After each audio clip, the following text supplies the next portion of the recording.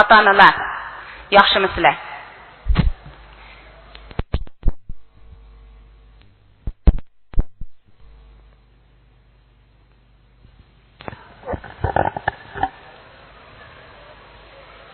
Hürmetli rehberler, ota-onalar, yaxshimisizlar?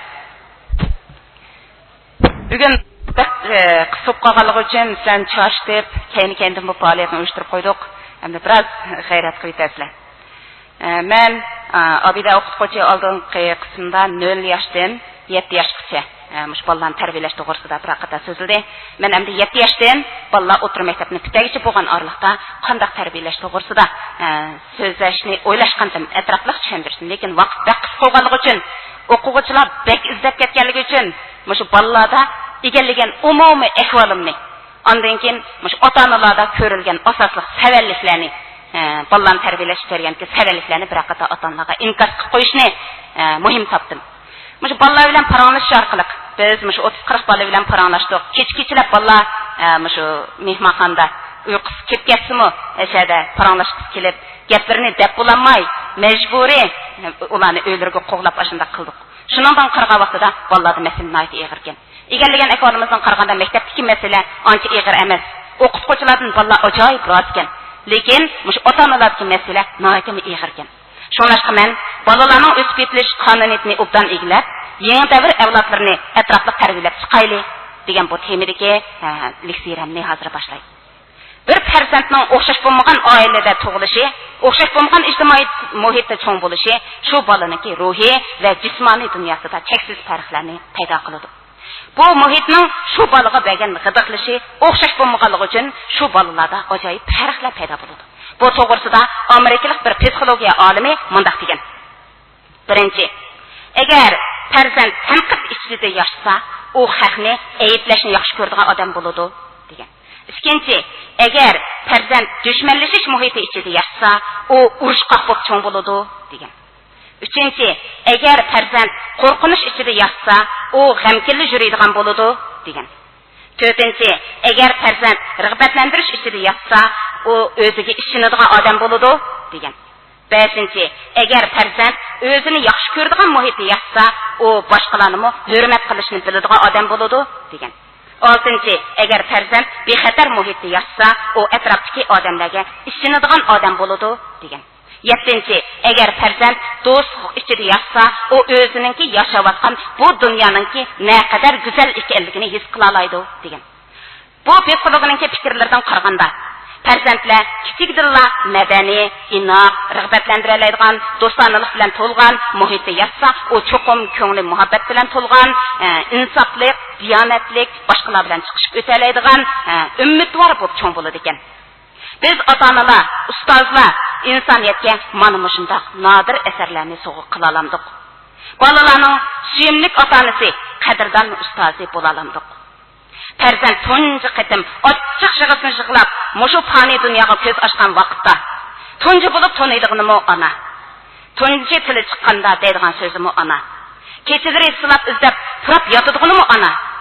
Sirtdan uyga kirganda tunji qatim deydiganimi yana ona. Onalarning bola qalbidagi o'rni muqaddas. Onalarning bolaga beradigan mehr muhabbati cheksiz ham minnatsiz. Onalarning bolalarning o'sib yetishiga ko'rsatadigan ta'siri to'liq ajoyib chunqur. Endi otalarchu. Otalar bolalarning ruhiy ko'rigi, ma'naviy boyligi, bolalarning faxri ham suyumlik iftig'ori. Ota-ona obrazi bola uchun eng mukammal obrazdir. Bolaning bir juft ko'zi xuddi foto apparatidek ota-ona obrazini suratga ilib turdi. Biz mana shu bolalarning qalbi orqali tortilgan suratlarga qaragan vaqtimizda ota-onalarning hamma suratlarining parlaq nur chechib turishini atayim. Ota-ona obrazining ulug'vor bo'lishini atayim. Ba'zi ota-onalar o'zining yaqinlikligi, mehribonligi, cheksizligi, qaysarligi, shaxsiyatsizligi, ulug'ligi bilan bolalarni ta'sirlantirdi. Ba'zi ota-onalar desa, bu ota-onalar shaxsiyatchiligi, beg'amligi, ongsizligi, mas'uliyatsizliklari bilan bolalarni bezor qiladi. Bu ota-onalarning o'xshash bo'lmagan safodagi ota-onalar bolalarni o'xshash bo'lmagan sifatda tarbiyalab chiqadi. Mushu bolalar cho'ng bo'lib yetilgan vaqtda bu bolaning g'ami yanada ota-onaga yanadi. Shunga kishilarda mundaq bir so'z bor. Oğul kız gemi bu tüvi yuqdınız. Oğul kız gemidən sarğıydı meniz. Balani yaxşı tərbiyelemese, en ahırda sergende bolup kalıdığan adam yanına şu ata-analar. Şunun için balani yaxşı tərbiyelep yetildiriş için ata-analardaki hata bo'lgan ba'zi bir ko'z qarash harakatlarini saqlash uchun ota-onalardagi eng muhim xatoliklarni bir-birlab ko'rsatib beraylik. Birinchidan, ota-onalardagi psixikalik tavallik tufaylidan yuz bergan xatoliklar. Bu xatoliklar qanday deganda, ba'zi ota-onalar bizning o'sib ketilgan vaqtimiz qanday desa, madaniyat so'rovini qilavlari va undan keyingi bir mezgillarni beshimizni o'tkazdik. Davlatimizning eng taraqqiy qilgan mezgili 90-yildan keyin nihoyat tez taraqqiy qilish bosqichiga qadam qo'ydi. Hozirgi bolalar mana shu oltin davrida tug'ilgan mezgilga duch keldik. Lekin biz shu madaniyat so'rovini qilavdan iborat mashundaq bosqichlarni beshimizni o'tkazgan bo'lg'achqa savodsiz qoldik, yaxshi o'qiyolmadik, yaxshi o'rganish fursatiga ega bo'lolmadik. Endi hozir bolalarimiz nihoyat yaxshi moddiy turmush ta'minotiga ega mashundaq sharoitda tug'ildi. Ammo biz o'zimizning orzu-armonlarimizni bolalarimizga tang'irgan, o'zimizning ko'z qarashlarimizni bolalarimizga tang'irgan. Men yetamagan narsaga bolam sen yetgin. Men erishamagan narsaga cho'qim sen erishgin. Men o'rganmagan inglizchani sen cho'qim o'rgangin deb o'zimizning orzuyimizni bolaga tang'irgan ahvolim bor. Agar bola yaxshi natijaga erishmasa, bu balani qattiq eplaydigan, hatto bu balani o'ldirib qo'ydigan ahvolam yuz bergan. Bizning davlatimizda mashundaq bir voqea yuz bergan. Bir ona bu dadadan bola yetim qolgandan keyin men seni o'qitmasam bo'lmaydi. Men savodsizlikning badini bek tatgan. Shuning uchun sen maktabda yaxshi o'qigan, muncha nomerdan tushmaysa deb belgilab bergan. Bola maktabda o'qish jarayonida shuningki ozroq tuvalligan nomeri 80 nachaga tushgan. Men seni jon jahlim bilan o'qitib olsam sen 80 nachaga tushib qoldingmi deb bolani qattiq urib ketgan. Şu balaninki qandaqto bir xavfli yerga tegib ketdimi, bu bola o'lib qolgan. Balani yaxshi tarbiyalashdan iborat shu orzu, xato harakat tufaylidan bola hayotni xavfga uchirgan. Bu onami, ya'ni umrlik o'zininki jinoyat yo'liga menib qolgan. Shuning uchun ota-onalarda shu psixikalik xatolikdan qutulish, o'zining orzu-armonlarini bolaga qarg'ulashi kengishdan iborat mandaq ideya bo'lsa bo'lmaydi. Ondan keyin shu psixikalik xatolik deganda bolaga hamma narsani tang o'rgatishdan iborat psixika. Hozir bolalarimiz shu hanzu tilidan o'tishdan iborat shundaq bir peshkanlikka, undan keyin shundaq bir xil hodisaga yuzlandi. Endi bu til degan narsani bir kun, 2 kunda o'rganib olib bo'ladigan narsa emas. Ammo shundaq katta ya'ni ba'zi ota-onalar cho'qim inglizchadimi sen o'sha darajaga yetgin deb bolalarga tangla bisim qiladigan. Bolalar ya uningda yo'q, ya buningda yo'q bo'lib qoladigan ahvollarni ko'pincha ahvolda uchraydi. Bizning shu psixik tushunchimizning xato bo'lishidan bolalarningki shu qanday qitig'lig'ish berishdan iborat mandaq hukmlar kamchilligi tufaylidan bolalarda ba'zi bir bisimlar hosil bo'lyotdi. Ikkinchidan shu tarbiyalash usulidagi xatolik. Tarbiyalash usulida shu ota-onalarda bir qancha xil tarbiyalash usuli bor. Asosan 4 jihatga bo'lamiz. Birisi bolalarni shu rejim ostida boshqaradigan ota-onalar. Rejim ostida boshqaradigan ota-onalar bolalarga faqatla fursat bermaydi, erkinlik bermaydi. Shundaq rejim ostida boshqaradigan bolalar qanday cho'ng bo'ldi desa adablik, axloqlik, tartiblik cho'ng bo'ladi. Lekin bu bolalar oliy maktablarga o'tib, sizdan shundaqla orilib ketsa, atrofdagi erkinlikni ko'rgan vaqtida o'zining xudini yo'qotib qo'yib, xatolashib qoladigan ahvollar bolalarda doim ko'rildi. Yana ba'zi ota-onalar qanday desa, bolalarni haddidan ziyoda erkiltadi. Bolaning degan qilgan ishining hammasini rostlab qilib beradi. Shuning bilan bunda erki o'rgangan bolalar yoramsiz, qobiliyatsiz, iqtidorsiz, o'ziga ishonmaydigan bo'lib cho'ngib qoladi. Undan keyin bu erki o'rgatgan bolalar men degan quyosh, qolgan plantlar meni o'ylanib harakat qilish kerak. Ota-onamni men uchun mulozimat qilish kerak degan shu xil ideya bu bolalarda paydo bo'lib qoladi. Shunlashqa ta'lim tarbiyada shu xil usullarga qaysining yaxshi ekanligini tanlash muhim. Yana ba'zi ota-onalar qanday desa, bolani o'z mayliga qo'yibdi. O bola kim bilan aralashyapti? Kimlar bilan do'st bo'lyapti? Undan keyin bu bolada qanday o'zgarishlar bo'lyapti? Shuni ota-onalar ko'rsatmaydi. Masalan, shu bolalar o'rta maktablarga chiqqan vaqtida asosiyati muhabbatlashish hodisalari yuz berdi. Lekin ota-onalar shuni anglab qanday qiladi desa, "Bolam 14-15 yoshda muhabbatlashamda, muhabbatlashma" deb uni darhol cheklaydi. Lekin siz o'zingizni o'ylab baqing. Shu mezgillarda sizdami shunday intilish tuyg'ulari bo'lganmi, bo'lmaganmi? Shu o'tganlarda o'zingiz o'tib biz kichik vaqtimizda ondaqdik. Biz kichik vaqtimizda mondaqdik. Hozirgi zaman bolalar men bo'lib ketgan deydi. Shuning bilan bu ota-onalar o'zining qilgan etganlarini yo'shirdi. Agar bolada shu xil intilish tuyg'ular bo'lmasa, u bola normalsiz bola bo'lishi mumkin. Shu xil intilish paydo bo'ladi. Bizmi ayni vaqtda bizmi bo'lgan. Haqiqatni esa hammamiz bo'lgan. Shuning uchun normal yashayapmiz. Bu insoniyat taraqqiyotiga bir xil qonuniyat. Shu bu qonuniyatni biz inkor qilamiz. Shuning bilan bu bolalarningki qattiq rejim ostiga oldigan, erkinlik bermaydigan mushta ahvollar bor. Endi bu bolalarga bolalarni o'z mayliga qo'yadigan ota-onalar qanday qilib bolalar mushu nemish qilyapti, kimlarga aralashadi, qanday do'stlarni tutyapti, bular ko'ngil bilmagachga bolalar xato yo'lga menib qoldi. Do'st tutish degan intay muhim halqa. Agar bolalar do'stni xato tanlab qolsa, yoki vurun, shallaq, edepsiz, nodon mashundaq bolalarga bilan do'st bo'lib qolsa, u bolalar ashunga o'xshash yomon bo'lib ketadi. Agar bolalarga siz do'st tutishga yordam bersangiz, ularni yaxshi do'stdan tanlashga yordam bersangiz, bolalarni atrofdagi do'stlarni kuzatishga, undan keyin shularning mijoz xarakteri yaxshi bolalarni tanlab do'st tutishga rag'batlantirsangiz, shu andan keyin hikoya cho'chaklarni aytish orqali qanday odamlar bilan do'st bo'lish, qanday odamlar bilan do'st bo'lmaslikni hikoya cho'chaklaringiz orqali his qilsangiz, bu bola haqiqatan o'sha turmushni tushunadi. Ammo biz bolamiz kim bilan do'st bo'lib ketdi, biz bilmaymiz. Uni his qilmaymiz. Bolamiz qaysi xil yo'nalishga ketyapti, bu o'z mayliga qo'yayotgan ota-onalar faqat bilmaydi. Undan boshqa yana bolani tarbiyalashning 4-chi xil usuli nima degan vaqtida birsi o'z mayliga qo'yitish dedik, yana birsi ching tutish, akiltish dedik. Undan keyin bu bolaningki shu demografik boshqarish. Biz tunuga mesadagi onalar bilan birga bo'ldik. Onalar bilan birga bo'lgan vaqtimizda bir ona mana shu bizga shunday dedi. Mesada o'taqalarning ko'pincha angladi shu yerda. Bir ona shunday deydi. Biz bir ishni qilmoqchi bo'lsak oilada, bolalarning fikriga ajoyib hurmat qilamiz. Bolalarimiz bir fikr versa, shularning fikrini o'ylab chiqib, undan keyin oilada ish bajaramiz deb shunday deydi. Bizning mesada o'taqalarning ishidimi o'lgilar bor ekan.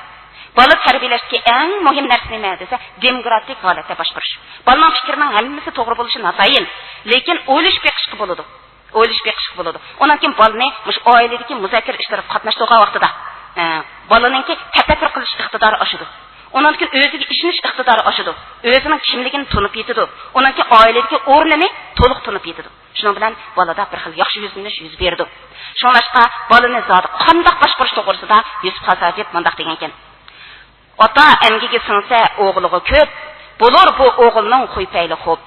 O'g'ilni qisib tutsa yaxshi erur, otasi onasi baxtli bo'lar. Agar ching tutilmas ekan u o'g'il, bo'lar zoya ondan sen üzgün ko'ngil. Zaki bo'lsa olim o o'g'il otasi, uni tutquliq shudur chorasi.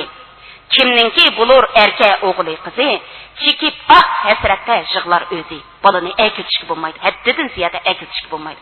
Qattiqlikning ichida yumshoqlikning ichida qattiqlik bo'lmasa, bola yaxshi bir odam bo'la olmaydi.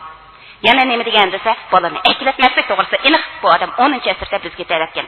Endi bu akiltishni qanday akiltishlar qutab qo'yishni o'qiyqana buni ichida bor. Yana o'z mayliga qo'yitishni qanday degan desa, kichik chog'da o'g'lini qo'ysa yava, o'g'ilda gunoh yo'q, otaga japa.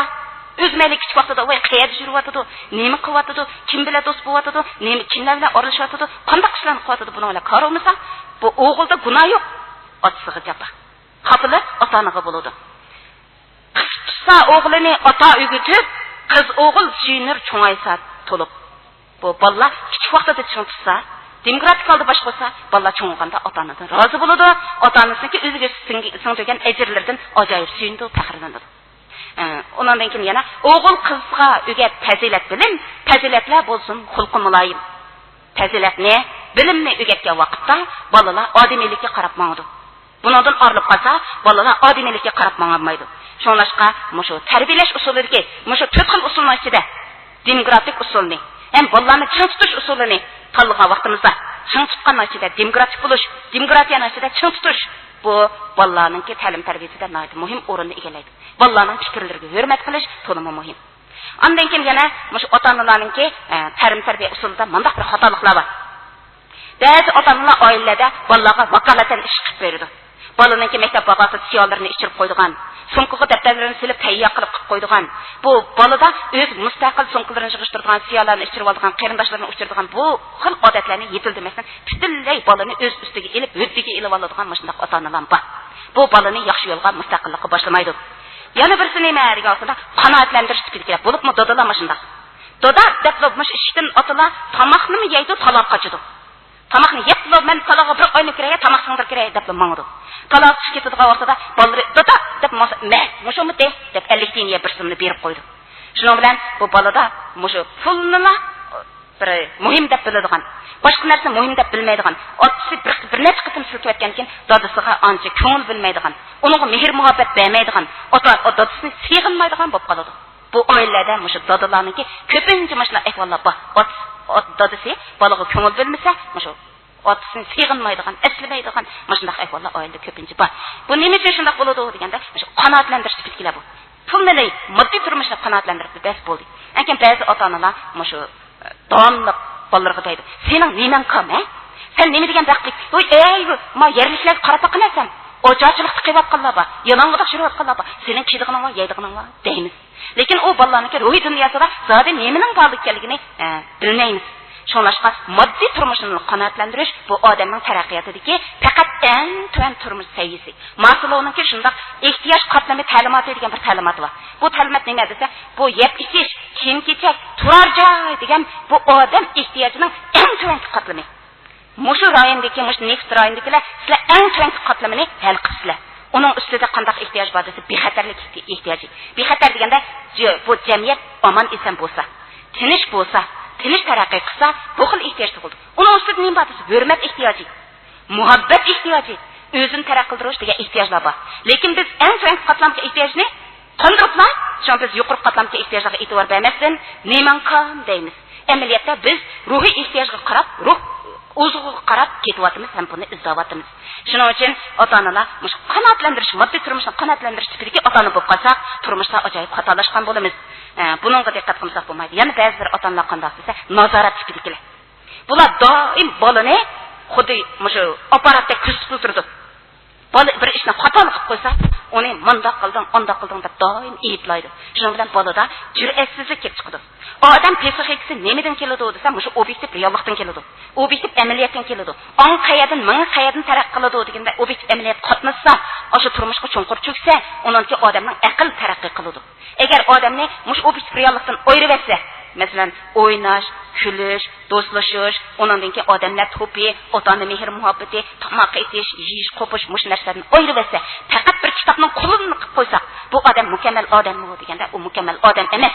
Sizdan orliq qolsa, u bola osh qoladi. U bola osh qoladi. Ko'pincha jungoliklarning bolalari qanday desa, mashunda iqtidorsiz. O'zining mustaqil iqtidori tuvan. Mashunda bolalar ko'p. Masalan, Yaponiya bolalari bilan jungo bolalarini shu sinash uchun bir lagerga chiqqan. Lagerga chiqqan vaqtida jungoning bolalari qanday qilgan desa, ota-onalari, "Bolam yo'lda oshqama manan nasib qo'yay. Bolam yo'lda oshqama ma choy nasib qo'yay. Bolam ma gazirni yo'lda chiqib mangasa." Hammani ota-onasi saqan. Yaponiya bolalari lagerga mangmaydi degan vaqtida, shu sumkasiga o'zlari nima yeydi, nima ichidi, nima qildi, nima ehtiyojli hammani o'zlari saqan. Ondan keyin yo'lga chiqqandan keyin jungoning bolalari qanday qilgan desa, "Ozroq yo'lga berilib, yerib ketdi" deb, "Ma sumkamni dömsik sumka sotib mashinaga qilib qo'yaymi" degan. Yaponiyaning bolalari qanday qilgan desa, bu bolalar aka sumkani ilib olay charchab ketding desa, bu Yaponning bolalari yo'q. Men degan, mushu lagerga chiqib desam, chiniq to'g'on chiqdim. Cho'qim manzilga yetmasa buni qo'yatmayman degan. Jungoning bolalari ozroq mangan kelib o'g'irib qolgan, ular mashinaga chiqib uxlagan. Yaponning bolalari qanday desa, mush tejashlik bilan tamoqlarni yeb manzilga yetib qolgan. Bu jungoning bolalari manzilga yetib bo'lsa, yarim yo'lga borguncha butun tamoqlarni yeb bo'lib osh qolgan. Bu Yaponning bolalari qaytib o'sha o'rin kelsa, o'zining tamoqining yerimini qaytirib kelgan. Endi mushu xil yashash iqtidorini biz yetildir olsak, bolalarimiz ondan keyin haqiqiy yashalaydigan inson bo'ladi. Bir oliy maktabning mingpardashini bitagan bola haqiqiy iqtidorga yetildi deb hukm qilsak, bu xato bo'ladi. Ba'zi oliy maktabni bitagan bolalar ijtimoiy munosabatni o'rnatishni bilmaydi. Kishilarning ko'nglini elishni bilmaydi. Ota-onalarni rozi qilishni bilmaydi. Ota-onalarni kuldirishni bilmaydi. Saboqdoshlari bilan o'rlashishni bilmaydi. Bular insonlar bilan chiqisholmaydigan boshqa ayrim shudayzlar chiqadi. Mushu shudayizni, kitob xaltalarini odamlar yaxshi ko'ramda, biz yaxshi ko'ramdik. Shunga insonlar orasida yashalaydigan, kitobdan qaysa turmush qaytalaydigan, turmushdan chiqsa kitobni tushunalaydigan, mashundaq bir odamlarni yetildirib chiqarsak, ondan keyin biz haqiqiy ota-ona bo'la olamiz. Endi ba'zi ota-onalar qanday desa, onalar ko'tilda, dadalar tayoqchi. Mashundaq oilalar noyatichiq. Mushu ota-onalar, onalar degan pis turib, mana bunda qaytdan anaqa donliq ko'tildi. Dadalarchi desa, deb quloqni to'qatma, nima men degan dadajimi deb bunda tayoq. Bizim mashunda ishlatadigan ahvollarmi doim bor. Shunlashqa biz burkut bolalarini tarbiyalashga ahamiyat bersak bo'ldi. Burkutdek osmonda erkin tarbiya qila oladigan, oldun ko'ralaydigan, nishonni belgilaydigan, burkut bolalarini tarbiyalayman degan bir ig'iz gapni kunda ko'rib turadigan ishingizga choplab qo'ying.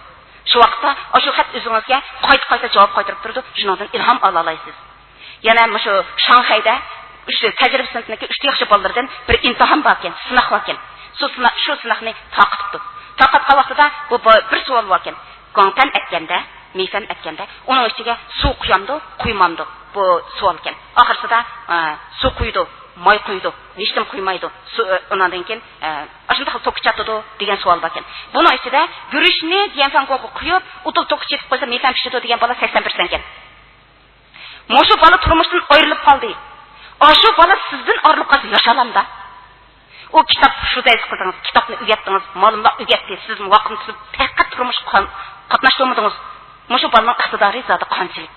Shunlashqa mushu bolalarni ekiltish, haddidan ziyod ularning ehtiyojini asos o'rin qo'yibla, ularningki yemek ishmigini qamdashni nishon qilib, ularningki ruhiy ehtiyojga ko'ngil bilmasak, bolalarimiz eng oxiri muvaffaqiyat qozong'uvchilar emas, mag'lub bo'lg'uvchilar bo'lib qoladi. Uchinchi xil xatolik nima desa, ota-onalardagi obraz xatoligi. Bu obraz xatolik qanday xatolik desa, hozir ota-onalar bekla oldirash. Hozir ota-onalar deydi, biz bek oldirash, shunlashqa bol tarbiyalashga e'tibor bermayapmiz deydi. Bu ota-onalar nimalar bilan oldirash desa, ba'zi dadalar qimo o'ynash, mojon o'ynash, kort o'ynash, aroq sharab ichish, so'rinlarda o'tirishlar bilan oldirash. Ba'zi dadalar qanday desa, xizmat o'rinlari bilan oldirash, rahbarlik o'rinlari bilan oldirash. Onalarchi desa, ba'zilari to'y-to'kun, nazirchiliklar bilan oldirash. Yani ba'zilar qanday desa, hashamatchilik qilishlar bilan, ko'z-ko'z qilishlar bilan oldirash. Yani ba'zilarchi desa, oila tozalik ishlarini qilishlar oldirash. Yani ba'zilarchi desa, yaxshi ayol, yaxshi xizmatchi bo'lish istiki bilan oldirash. Shuning bilan bu bolalar bilan ota-onalar o'tirsa uzilishga chiqyotadi. Bolalar nimalar bilan oldirash desa, tugamaydigan yilqi topshiriqlar bilan oldirash. Ondan keyin ota-onalarga qiydash, ota-onalardan ranjishlar bilan oldirash. Ya bu ko'ngildagini ota-onaga digilolmagan, desa ota-onalar xafa bo'lib ketib qolgan. Shuning bilan bu bolalardagi psixikalik to'salg'i haddidan ziyoda ig'ir bo'lib ketib bordi. Ondan keyin shu ota-onalarga obraz xatoligi deganda, ota-onalar biz bekli yog'inchi, nurg'u yerlarda ba'zi ota-onalar ashunda. Mesela bolalarımızın altında, balam sen yağa etme, de oturup üzümüzü yağa etimiz. Ben ama meydan çıkan vaxtıda mı dedim, işte çıkırış ornağı çıkkanda. Bazı atanlar deydi, balam yağan gep kılgan adam, yaman boludu. Bizge musulman adam, yağan gep kılmayımız. De oturup şu vaxtının özü bir telefon kep kalsa, dadam yok dep koyğuna balam. Deyimiz. Əməliyyətdə, moşu bizden degen təndin nəsiyyətimiz bilen qılgan hərəkətimiz bir-birisi qarım qaşıb qaldı. Əxlaq degen bu zadı neyme dese, mollamның bu qığınını, degenini qığını qıma deydi. Mollam həmmini buludu. O deydi. Lekin mollam nemiş qılıdı? Mollam həmmini buludu. Mollam qopup, körünü bulğaydı deydi. Aşaqqa körünü bulğaydı deydi. Endi biz şundaq bir nəziriyyəti. Lekin bizning əməliyyətimizin balam undaq yaman buldu, bundaq yaman buldu deb özümüz ona əməl qılamısa, bu tirik obraz hərəkət bilan qılıq birləşməsə, onu əxlaq deyilib olmaydı. Qılıq orqali ifadelenib chiqadi. Shu vaqtda u odam haqiqiy tirik o'lga bo'la oladi. Shuning uchun ota-onalar shu o'lga bo'ladi shunday kerak. Ondan keyin bizning shu ota-onalarimiz uyda doim mashunda bir ishlar bor. Bolam televizor ko'rsang, imtihonlardan qanday o'taysa, qanday yaxshi odam bo'lasan, bu televizorga yog'an nima bu? Buni qarab kechgacha o'tiraveramsa, shu uzun chapaloqlar qarsang, imtihondan shu uzun chapaloqlarni imtihonlanda o'rganishini qil. Deydi, o'zi vangishib qo'ydi, o'zirinib o'tirdi. Çünkü bu otan huzuruna atqandan keyin bir ko'zning qirg'i dodasida, bir ko'zning qirg'i kitobda shu o'rganish o'lim bo'landa. Siz mayli, siz shu bolaga shunday tarbiya bergan vaqtida, bolam o'rganishini qil degansan, bolam menmi kitob o'qay. Senmi kitob o'qigan. Ikkimiz tang o'rganaylik. Mayli kitob o'qiyaman, yoki bo'lmasa o'qiyaman. Shu bolaning qishida o'tirib kitoblarni varaqlab, bolam yapmiz kitoblaringizni ko'paqqa ekilami, rasmni ko'ray. Da varaqlab o'tirib qismingiz, bolaga birsi ruhiy tasalli. Siz ders o'tib beramisizmi? Ashuncha ishni qilsangiz ruhiy tasalli. Yana birsi sizning harakatingizdan ilhom oladi. Shuning bilan bu bizningki yaxshi bir obraz ishlashdan iborat mandaq rolimizni joriy qildira olamiz. Masalan, shu obraz deganda, shu ota-onalarningki ba'zi bir o'lgilik rollari bor. Shu o'lgilik roli degan vaqtda qaysi kim bir o'qituvchi mendan so'ragan, faqat vaqtim yetmadi shu o'qituvchi bilan ko'rishga. Hozir Xozoshin, Jachin, Xozoshin Sho'g'oy degan mandaq birlashgan, hamkorlashgan jamiyat, hamkorlashadigan oila qurish degan mashundaq bir xil nima chiqib ketmasa, yangi o'qim bu. Mashundaq narsa chiqdi. Endi bu nimani tushundirdi deganda, ota-onalar demakchimi oldirash. Әмісі бұл баллан бек үшін әрекет қымызақ болмайды. Мұшы әрекетні қанда қал қылымыз деген уақытта мұшы өзара әмкарлышылған аile типini құрып шықсақ болады. Bu aileler mesela meşhedikiler küçük yerken hem ona bir-birsinglarla tanışırken. Endi muşu ballaga mesela bir haftada 7 ana otani hemkarlasa, bir haftada men düşenlikini bu ballaga eg bolaman. Keşik tekrasıga. Men ular qarab turman. Men uni ügütamisanmi? Nazorat qilaman. Mayli u qanchınchilikdan bo'lishini qat nazar. Ular shu uyga kelsa, ondan ki ular tekrar qilib bir adam egi bo'lib, ular choy chamsa bo'lam. Gap qilmanglar. Ma topshiriqni ishlayinglar. Bilmagan narsani akanda so'rg'ina, bular bir-birsiga ajoyib yaxshi o'qituvchi bo'la oladi bu bolalar. Agar seshanba kuni kelganda yana bir oilaga yetkizsak, otani xizmatga ketsa, o beybar bo'lganda zambarni birisi olmasa endi. Şeýen bir atany bolsa, şonkin bolam, endi ota-onalar maňa tapşyrdy. Şoňaşqa sizler mundanda tekrar qılsaňlar. Men sizlerge maşu qarap turman sizlerge. Anan ki hamra bolma. Çay desaňlar çay berme. Dep ondan keyin maşta teşkillap berse. Lakin bolalar körülgen meselelerni ota-onalarga bir-birisiga doim ilqi. Kiçik-kiçik yetsa otany bir ýerge yig'ilib, ota-onalar yig'illarni ançymyça içip tursa, muzakirlik tushib tursa, bolalarga o'zgarish to'g'risida bir xil tuzatsa, shu vaqtda bolalarda ijtimoiy top orasida boshqalarning tafakkur qilish usullarini o'rganadi. Boshqalarning masalalarni hal qilish usullarini o'rganadi. Ondan keyin ota-onalarga ittifoqchilik bizning millatimizga ittifoqlikni akildi. Qandaq millatlar xarob bo'ladi desa, birsi nodonlar, bilimsizlar, yana birsi ittifoqsizlar xarob bo'ladi deydigan. Qandaq millat ro'naq topadi desa, birsi ma'rifatparvar millat, yana birsi bilim egalligan millat deydigan. Şoňlaşqa mushu biz kichik-kichiklar birlashsak, ondan keyin cho'ng bir ittifoqlashgan, muntizimlashgan, ilmiy bo'lgan bir jamiyatni qurib chiqa olamiz. Bu mush oilalar birlashsa, bu Xözüşün şoxoy degan shundan chiqadi. Hamkorlashgan jamiyat degan oilalarning birlashishidan kelib chiqadi. Chunki oila degan jamiyatning eng kichik birligi. Shuning uchun o'qituvchilar, mush ota-onalar bolalarga ulgu bo'lish rolini yaxshi o'tsa. Endi ba'zi ota-onalarning qilqi nabop bo'lgandan keyin bolalarning nabop bo'lib qoldi. Masalan, iriqsizni odam yuyur suv bilan. Suv bulg'ansa yuyib bo'lur, ne bo'lan degan gap bor ekan. Bu qachilar taskin olsa uni jug'uli bo'ladi. Suv bilan tozalatgani bo'ladi. Ondan keyin suv bulg'anib kelsa, u loy bo'lsa uni juzaqmi ichilmaydi. Otamlar bulg'anib kelsa, bola qanday taraq qiladi? Shonashqa eriqsizni odam yuyur suv bilan. Suv bulg'ansa yuyib bo'lur, ne bilan degan gaplar shundan chiqqan. Endi yana bir xatolik. Bolalarniki inkas qilgan nimasini davatman sizlarga. Yana bir xatolik nima desa, harakat xatoligi. Ota-onalarga harakat xatoligi. Ota-ona bo'lg'uchilar bolaning ko'zidan o'z hayoti orqali bola tarbiyalashning nima ekanligini bilib olaydi. Biz balangizning ko'zini kuzatsangiz, o'sha bola sizni söymdi, söymamdi. Balangiz sizga rozi bo'lamdi, bo'lmamdi. Mushu narsani siz bila olaysiz. Endi bolalar yaxshi ko'radigan ota-onalar zodi qanday bo'ladi? Birinchidan, kasbga berilib, olg'a intilgan, tük qo'shib natija yarata oladigan ota-onalarni bolalar hurmat qiladi ham ularning qalbidan cho'nqur o'rin berdi.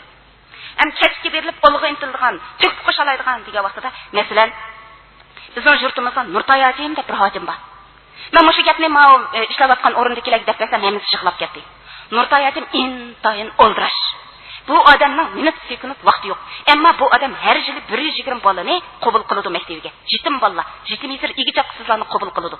Endi bu odam shundoq oldirash bo'lsa-mu, ammo har qanday vaqtda keçili kesimi, yerim keçi bo'lib kesimi, o'sha yetimlar maktabiga berib, Nurtay Hacim mushu bolalarniki beshini silab qo'yib, har bir bolaning beshini silab qo'yib ketadi.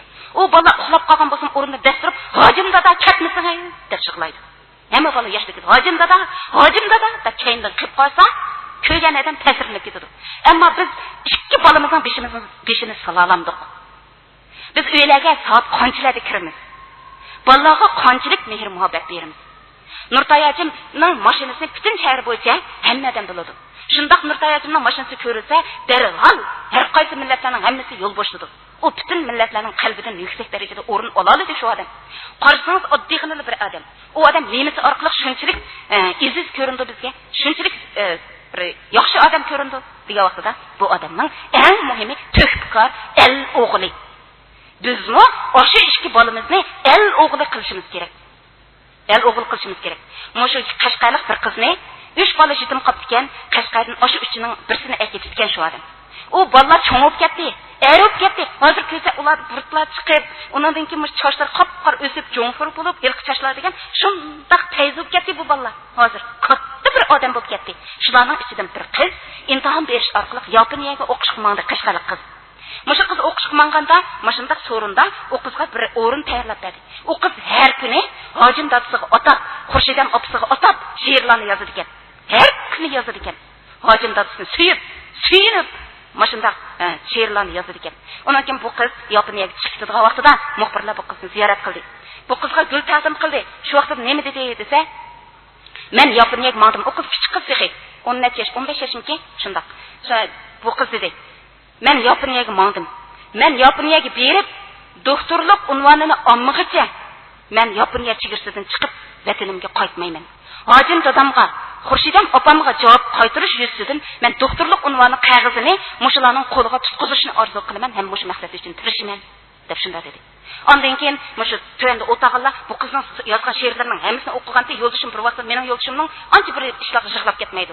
Mushu men uni kematma tamoq etib qochib oyoq yuraytma bir vaqtda yo'ldoshim qilib o'tirib ketdi. Voy buni yig'latgan qandoq nemedi deb bo'lsam, reliqining o'tirib men yig'lab ketdim. Shom bu qizga gul so'qildi, nurg'un gullarni so'qildi. Tunji gulni so'qib oldi bu qiz shunday dedi. Men bu gulni menga otliq mehrini bergan, onaliq mehrini bergan.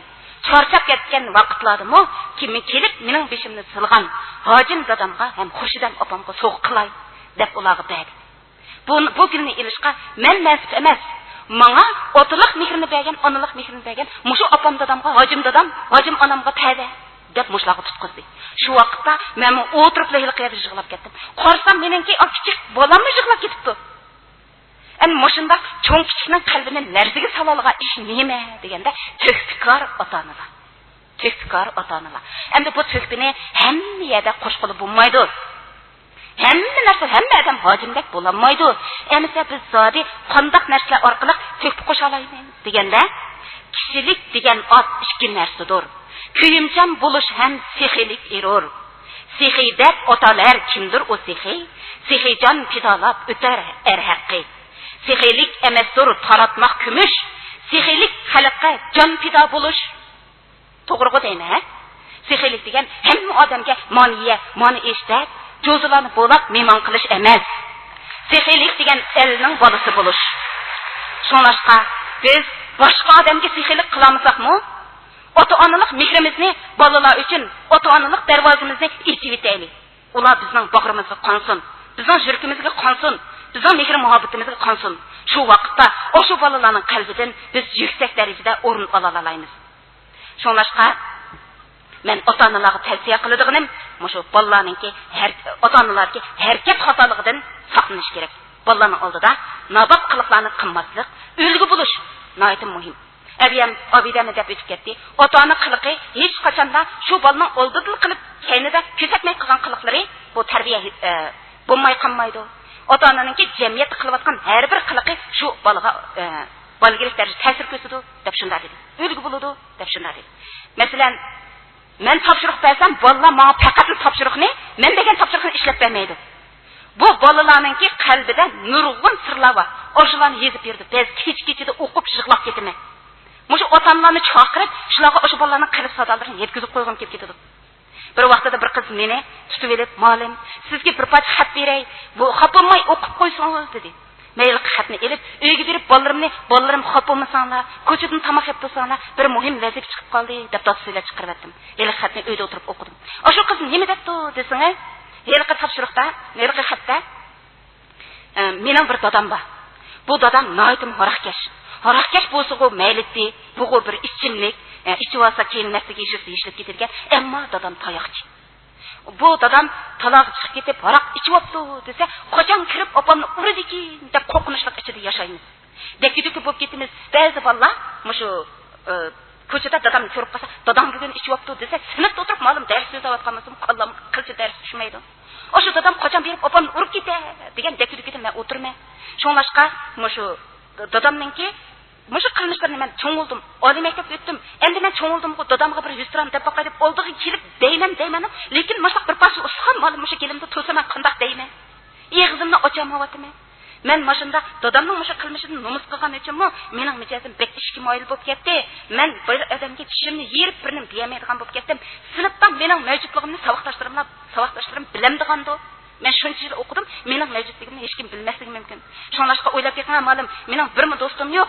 Undaq desam, siz xato tushunib qolmang. Hozirgacha bir yigit menga salom, talab xati yezib boqmadi. Buningdan men baş azoblanaman.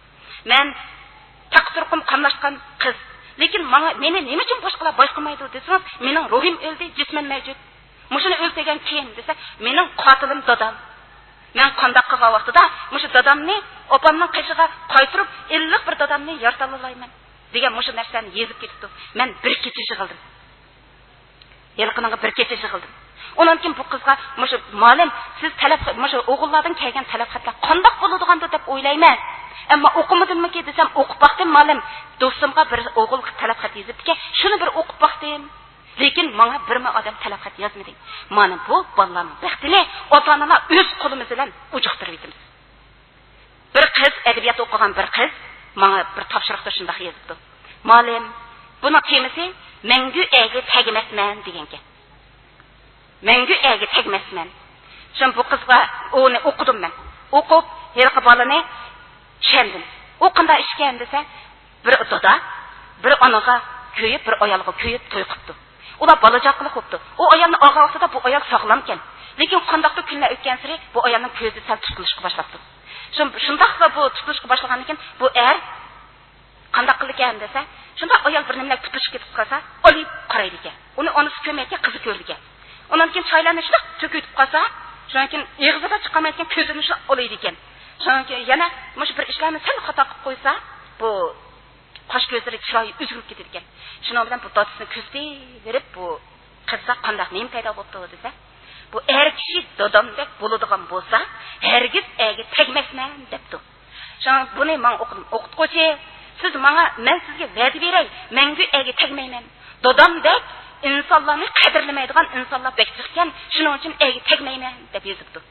Shuning uchun bu qizga jiq xizmat qildim.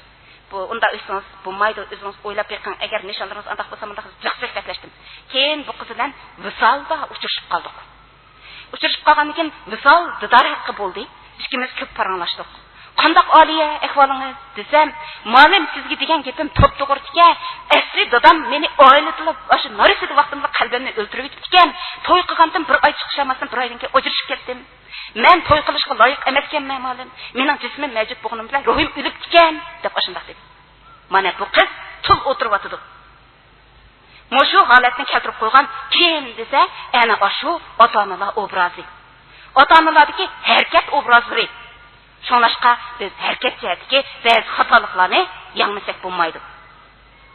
Ularga ikkinchi yaxshi ko'radigan ota-onalar qanday desa, ijtihod bilan o'rganadigan, to'xtamay ilgirlaydigan mashundaq ota-onalar. Men mushu butun maktabningki umum tan o'taman. Butun maktabning sinflariga dars o'tib chiqqan vaqtimda Qashqarlik bir qizga dars o'tib qoldim. Mushu qiz bir kuni mushu dars o'tib bo'lgandan keyin o'sha cho'ng mashundaq zalda o'timiz mushu xatan qilanda, mushu chiqqandan keyin yugurib chiqib bu qiz meni sevib ketdi. Nima uchun shunday qilasiz desam, "Ma'lum men sirish desam, siz mening opamlar o'xshash yashayotgansiz. Sizning bolangiz qancha baxtlidu. Mening opam siz bilan tang yoshda bo'lsa-mu, opam men mundaq nomer oldim, yo bo'lmasa men mundaq mukofot oldim deb, o'sha mukofotni o'qiyamaydi emasmi? Men nima o'rganyapman? Qaysi maktabga o'tdim? Qanday fakultetda o'qiyapman? Mening ideyalar nima? Nishonim nima? Hech narsani bilmaydi. Men meningdan faxrlanadigan, menga ilhom beradigan, meni rag'batlantiradigan o'shunday bir ota-onamning bo'lishini orzu qilmasmanmi ma'lum? Siz mening opam bo'lib qolgan bo'lsangiz qancha yaxshi bo'la bo'lg'aydi. Sizlar menga darsingiz orqali ilhom beryapsiz dedi. Bu qiz meyit. Men shu qiz bilan shu kundan boshlab do'st bo'ldim. Shu bu qiz bilan doim inglizchani bilgandim. Doim kechda oqshomisi soat 10 da qizim ikkimiz maktabning kitobxonasiga chiqib ketamiz. Shu vaqtda shu qizma men bilan birga chiqib ketdi. Shunda qilish orqali mushu qitim bu qiz imtihon berib, aspirant imtihonsi, unga go'yan qo'shiq qatnashibga shu o'qitishlarning hammasi o'qisin qo'liga tegdi. Sizning maktabdan chiqqan o'sha qizning qo'liga tegdi. Endi bu qiz intilishdan bir qiz. Lekin bu qiz nimaga muhtoj bo'lib ketdi desa, o'shining muvaffaqiyatidan faxrlanadigan. Undan keyin bu bolaga ilhom beradigan, o'shancha bir yil tatbiq so'zga muhtoj bo'lib qoldi. Ammo bizning o'shancha tatbiq so'z chiqqanda, shunlashqa biz ota-onalar tirishchan, iznishchan bo'lsak bo'ladi. Men maydonga chiqqanda deb berdim. Men bir qizga dars o'tdim. Bu qiz bizning maktabda ingliz, uyg'ur tilini o'rgandi. Men bu qizga 6 yil dars o'tdim. Dars o'tgan vaqtimda bu qiz Uyg'urchani to'liq o'rganib chiqdi. Chiqib bu yerdan chiqib ketib, shuncha Angliyaga berib 2 yil pul tepib keldi. Pul tepib Qozog'istonga kelib qozoqcha o'rgandi. Qozoqchani o'rganib, ondan keyin Qozog'istondagi bir tashqi ishlar ministrligining bir bo'ligida ishladi. İşlab bu yerda turib etib, mushu yaqin masala kelishdim. 1-2 kun burun mening uyimga paydo bo'ldi bu qiz.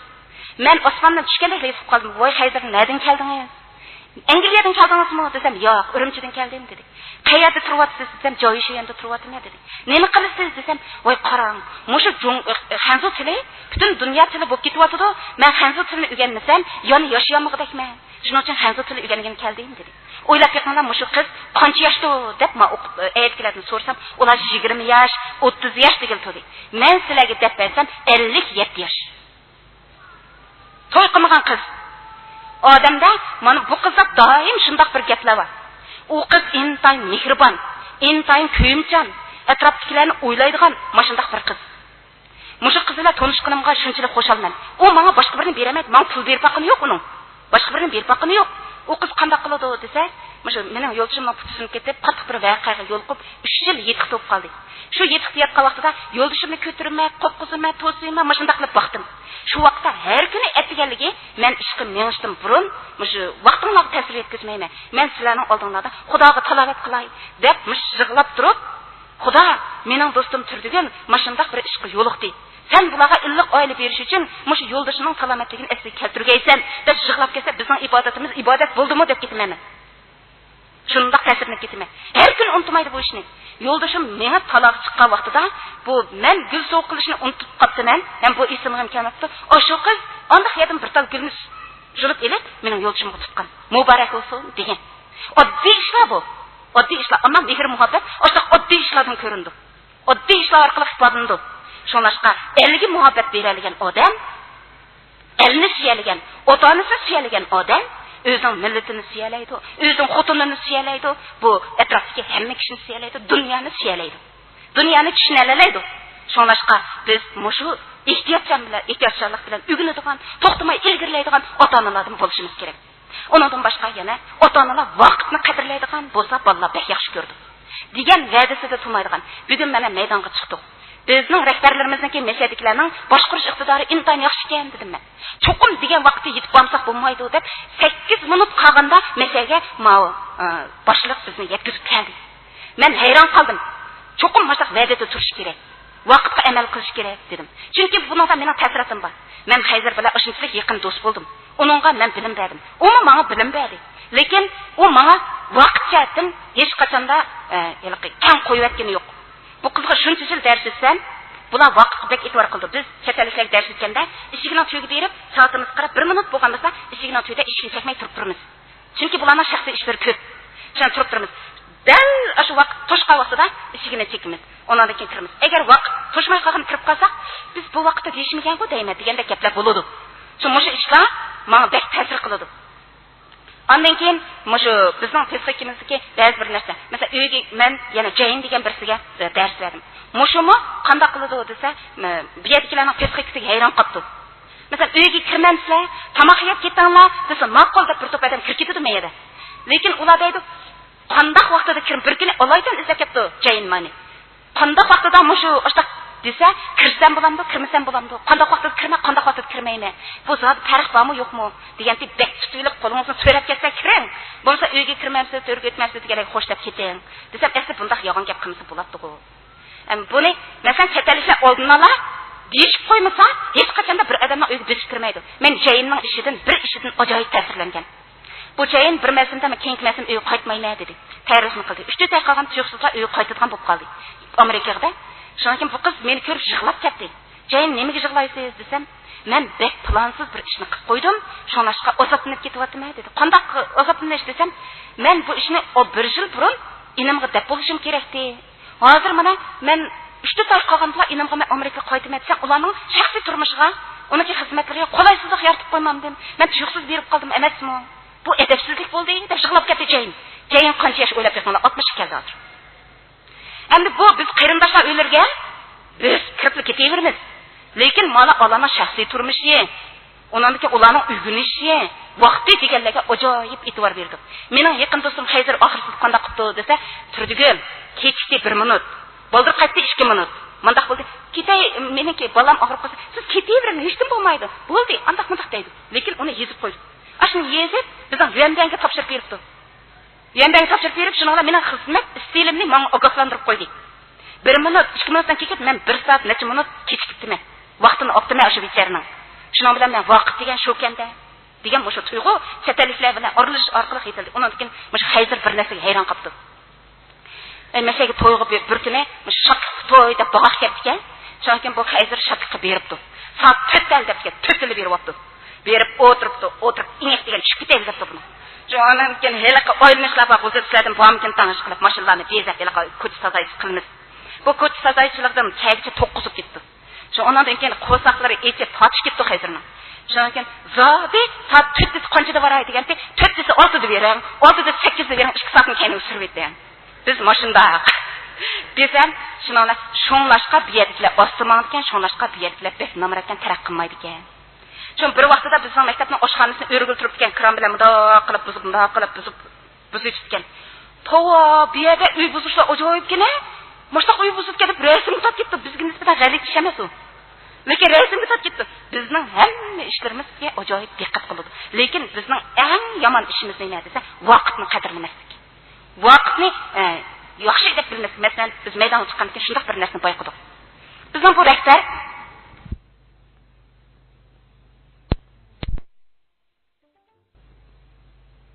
qoldik. Men nurg'un yerga borgan, lekin men bunda atrofliq o'rinlashtirilgan ish xizmatchilarining turmushi, madaniyat turmushi, mushlarni atrofga o'rinlashtirgan, ya'ni ko'mab ekanman. Haqiqatan rost gapim desam bo'ladi. Mesha kelgandan keyin ko'rdik. Endi bular yerga chiqqanlarni oldi bilan meni so'radi desa, "Mush bol tarbiyalash to'g'risida bir nima daplarsingiz" dedi. Endi mush bol tarbiyalash to'g'risida deganda, ularning yetarli darajada uyg'unish sharoiti bor ekan.